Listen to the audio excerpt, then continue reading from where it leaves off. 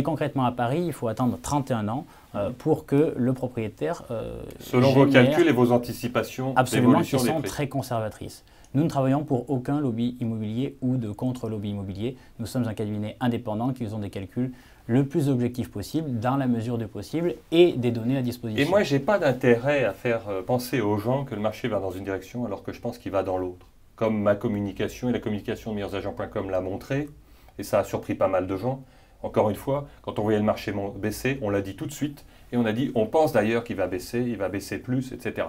Moi, ce qui est important pour moi, c'est qu'on dise, je dirais, les choses honnêtement aux gens. Après, on peut se tromper. Tout à fait. Mais qu'on fasse preuve d'objectivité. C'est d'ailleurs pour ça que pas mal de gens nous suivent, parce qu'on a été en rupture avec le discours angélique et naïf. C'est toujours le moment d'acheter, allez-y, il n'y a aucun risque que ça baisse, etc. Ça, c'est derrière nous, Dieu merci, et n'y revenons pas. Bon, moi j'ai envie de vous taquiner un peu sur cette histoire de acheter, louer, etc. Le débat, j'ai compris, à Paris, 31 ans, il y a des équations, ok. Non, mais pas qu'à Paris d'ailleurs. Il faudrait qu'on prenne les zone après zone. Mais il n'y a pas qu'à Paris où il est plus intéressant de louer que d'acheter. Et je rappellerai d'ailleurs en zone, enfin, si vous voulez vraiment qu'on prenne les villes en détail, ce phénomène de vieillissement, il est plus fort où en France? Dans les zones rurales et les zones périurbaines. Donc ça veut dire quoi si le phénomène de vieillissement est plus fort dans ces zones-là? C'est qu'on a encore plus de vendeurs par rapport aux acheteurs potentiels. Ça veut dire que ce phénomène qu'on évoquait tout à l'heure mais toutes les grandes villes de province ne rentrent pas dans cette catégorie-là. Eh bien, regardons-les les unes après les autres et on aura des réponses. On a bien vu des pouvoirs d'achat qui variaient du simple au double en fonction des bien zones. Bien sûr. Donc, Paris est une exception malheureuse sur certains plans en termes de pouvoir d'achat, mais c'est une exception. Moi, j'ai envie de vous poser deux questions. La première, c'est quel âge avez-vous et est-ce que vous êtes propriétaire?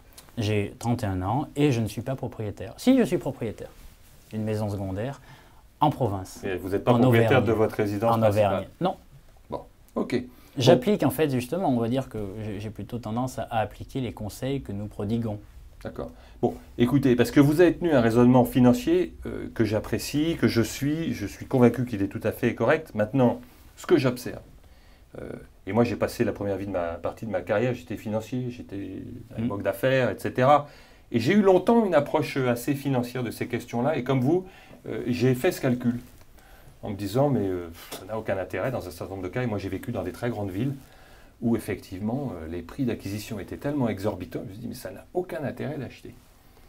Et puis, le temps passant, j'ai observé effectivement que les parcours immobiliers réussis, c'était ceux où on ne se posait pas trop la question de savoir si les prix étaient hauts ou bas, s'ils allaient plus haut ou plus bas.